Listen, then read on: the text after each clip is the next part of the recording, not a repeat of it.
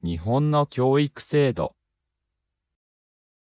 皆さん、こんにちは。今日は日本の教育制度についてお話しします。日本の学校の仕組み。日本の学校の仕組みは、小学校6年、中学校3年、高校3年、大学4年の6、3、3、4制が一般的です。子供は6歳で小学校に入学する前に、3歳から5歳まで幼稚園や保育園に通うことが多いです。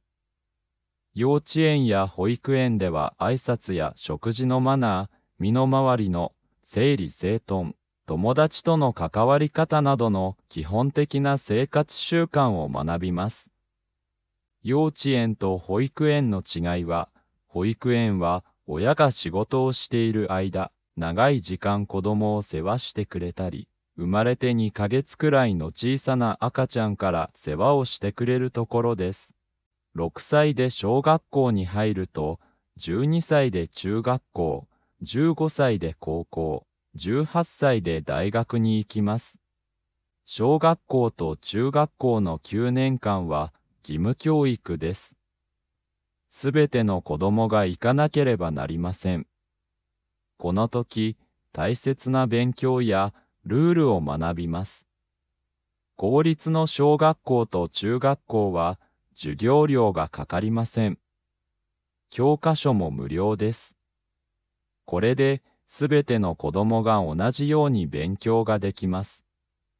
私立の学校もあります。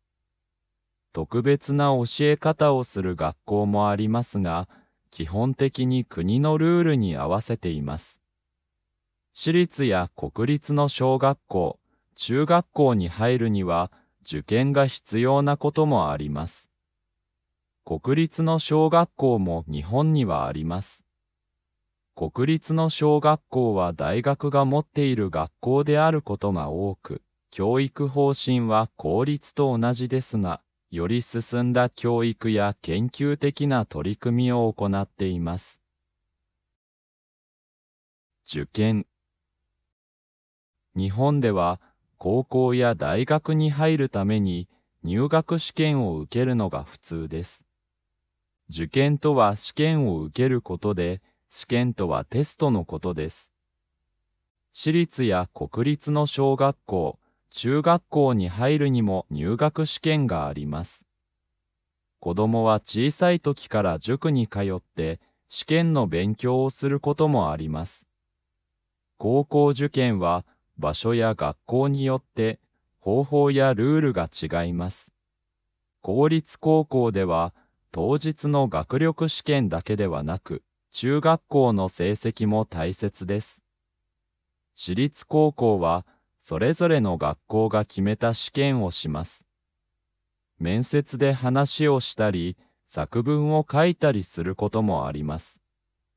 勉強の試験なしで入学する方法や、スポーツや音楽などが得意な人のための特別な入学方法もあります。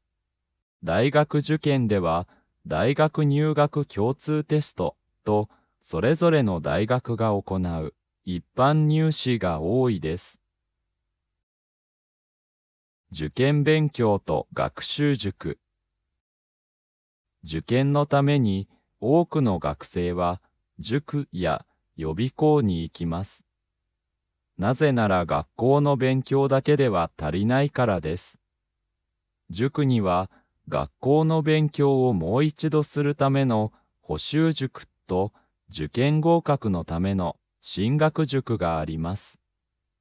予備校は主に大学受験のための学校です。高校生や大学受験に落ちてもう一度受験をする浪人生が行きます。大学受験はとても大変です。高い点を取るための勉強が必要です。そのため、多くの学生は学校の後や休みの日も塾や予備校で勉強します。長い時間勉強をするのが普通です。学校生活と部活動。日本の学校では勉強だけでなく部活動も大切です。部活動は学校生活の一つで、特に中学生と高校生の多くの生徒が取り組みます。スポーツ系や文化系など様々な種類の部活動があります。スポーツ系にはサッカー、野球、バスケットボール、柔道、剣道などがあります。文化系には音楽、絵、演劇、茶道、囲碁、将棋などがあります。学校では授業が終わってから部活動をします。休みの日も部活動があることもあります。部活動を通して友達と一緒に力を合わせることや、最後まで諦めない気持ちを学びます。高校の部活動は大学や仕事にも役立つことがあります。例えば、野球部で学んだチーム力は会社の仕事でも大切です。チームで力を合わせることは仕事でもよくあります。音楽部で学んだ発表の経験も仕事で役立ちます。スポーツが上手な生徒はスポーツ推薦で大学に行けることがあります。文化系の部活動で良い成績を残した学生も学校に入るテストで特別な点をもらうことがあります。大学とその後の生活。日本の大学には国立、公立、私立の3つの種類の大学があります。それぞれ学費や試験の難しさ、教え方が違います。国立大学は国が作った学校で、学費があまりかかりません。勉強や研究のレベルが高いと言われています。公立大学は市などの地域が作った学校です。その地域の文化や仕事に合った勉強ができます。学費は国立大学とほぼ同じです。私立大学は学費がかかりますが、自由な教え方をする学校も多いです。大学を出た後は多くの人が仕事をします。日本の会社は大学を出たばかりの人を多く雇います。大学生の多くは仕事探しをして大学を出る前に仕事を見つけるのが普通です。日本の会社では同じ会社で長く働く人が多いです。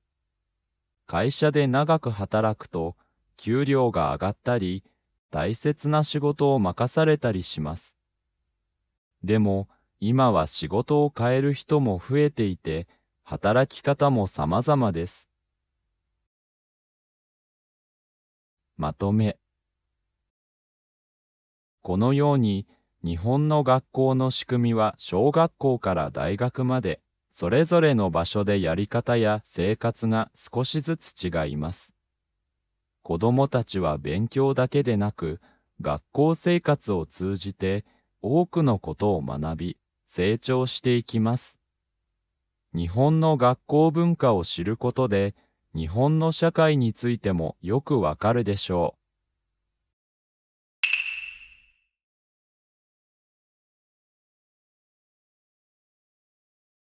う。日本の教育制度。皆さん、こんにちは。今日は日本の教育制度についてお話しします。日本の学校の仕組み。日本の学校の仕組みは、小学校6年、中学校3年、高校3年、大学4年の6、3、3、4制が一般的です。子供は6歳で小学校に入学する前に、3歳から5歳まで幼稚園や保育園に通うことが多いです。幼稚園や保育園では挨拶や食事のマナー、身の回りの整理整頓、友達との関わり方などの基本的な生活習慣を学びます。幼稚園と保育園の違いは、保育園は親が仕事をしている間、長い時間子供を世話してくれたり、生まれて2ヶ月くらいの小さな赤ちゃんから世話をしてくれるところです。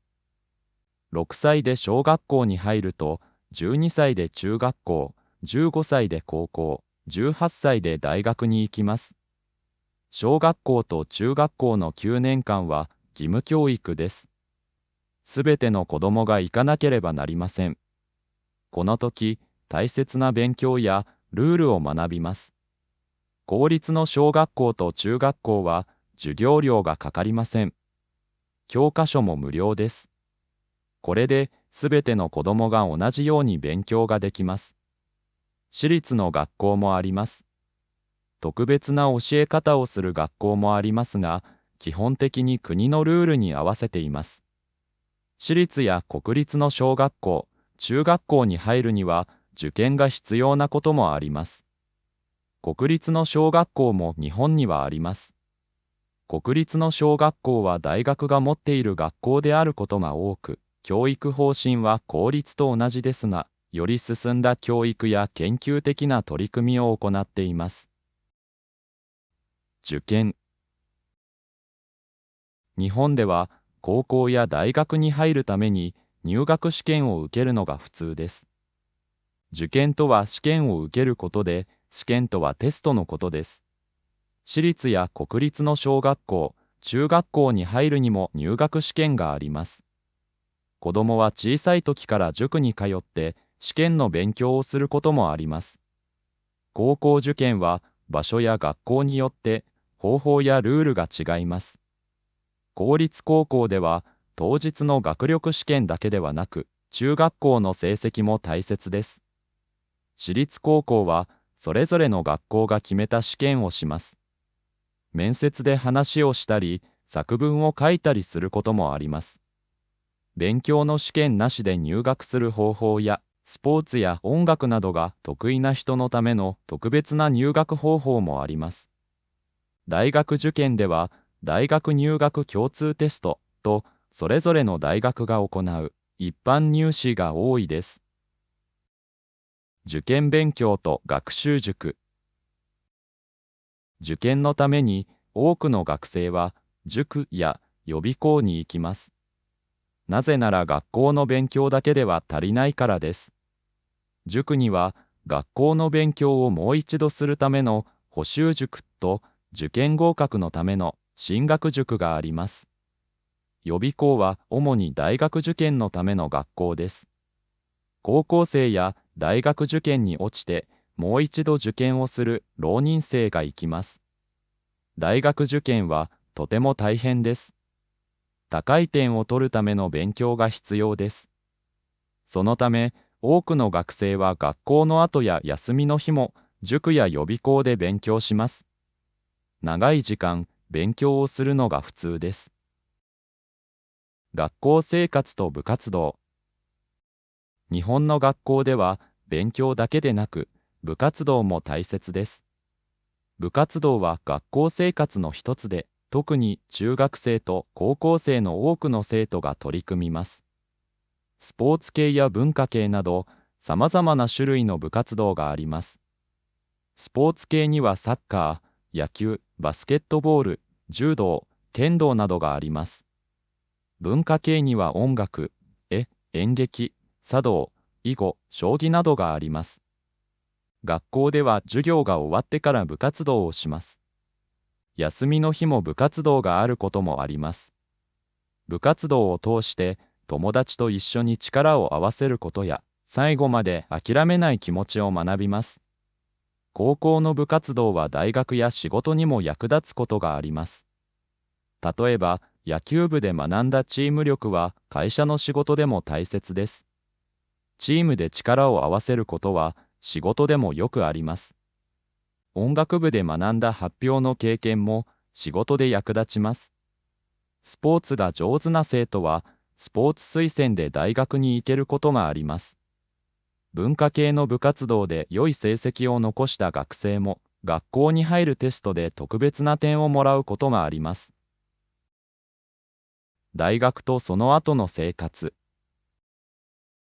日本の大学には国立、公立、私立の3つの種類の大学があります。それぞれ学費や試験の難しさ、教え方が違います。国立大学は国が作った学校で学費があまりかかりません。勉強や研究のレベルが高いと言われています。公立大学は市などの地域が作った学校です。その地域の文化や仕事に合った勉強ができます。学費は国立大学とほぼ同じです。私立大学は学費がかかりますが、自由な教え方をする学校も多いです。大学を出た後は多くの人が仕事をします。日本の会社は大学を出たばかりの人を多く雇います。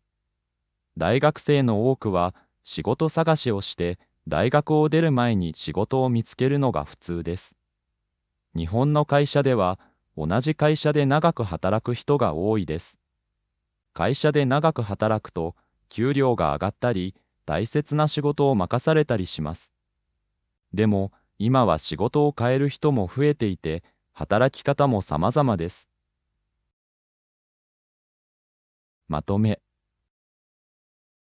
このように日本の学校の仕組みは小学校から大学までそれぞれの場所でやり方や生活が少しずつ違います。子どもたちは勉強だけでなく学校生活を通じて多くのことを学び成長していきます。日本の学校文化を知ることで日本の社会についてもよくわかるでしょう。また別の動画でお会いしましょう。